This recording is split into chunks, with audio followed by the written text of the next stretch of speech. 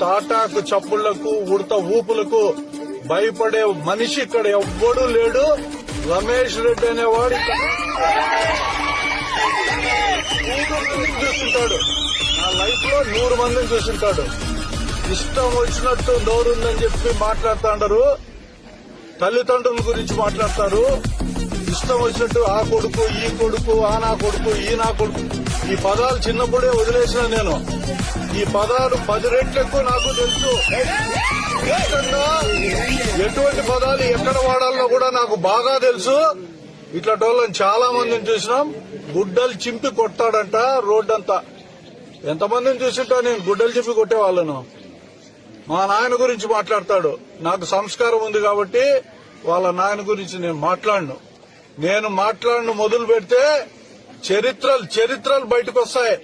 ఎలా బతికినారు, ఎప్పుడు ఎట్లున్నారు, ఏమి వాళ్ళ పరిస్థితి, అన్ని చరిత్రలు చెప్పే శక్తి నాకుంది. నేను వాళ్ళ పెద్దలు అంటే గౌరవం కాబట్టి నేను మాట్లాడను. సిగ్గు శరము మానం ఉండేవాడైతే ఇవన్నీ మాట్లాడు. ఎవడు నేర్పించినాడు ఈ సంస్కారం? చంద్రబాబు నాయుడు గారిని సూటిగా అడుగుతాండా, ఈ సంస్కారం మీరే నేర్పించినారా? మొట్టమొదటిసారి రాయచోట్లో ఇంతటి గలీజు సంస్కృతి ఈరోజు తయారైంది.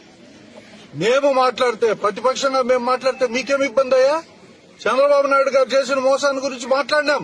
ఈ సమాజంలో సూపర్ 6 గురించి మాట్లాడినాం. ఆయన ఇవ్వలేదు కాబట్టి మాట్లాడినాం. ఆయన ఇచ్చింటే మేమెందుకు మాట్లాడతాం? ఆయన పొగిడిందు, ఆయన ఇవ్వలేదు కాబట్టి మాట్లాడితే మీకంత ఆక్రోశము, భయము, బాధ. కొడతారంట, గుడ్డలు ఇప్పదీసి కొడతారంట.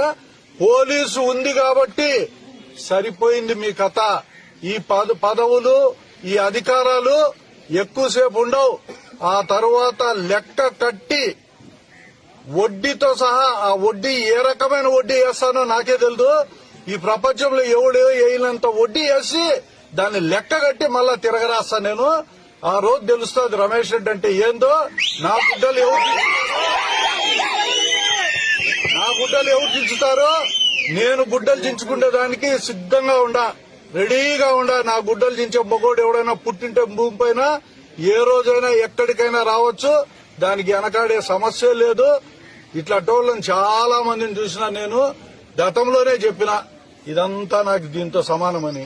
అయినా నోరుందని మాట్లాడతా నన్ను బెదిరించుకునే దానికి నీకు శక్తి ఉందా? ఎంతమందిని చూసింటా నీ అట్లా టోళ్ళని నేను.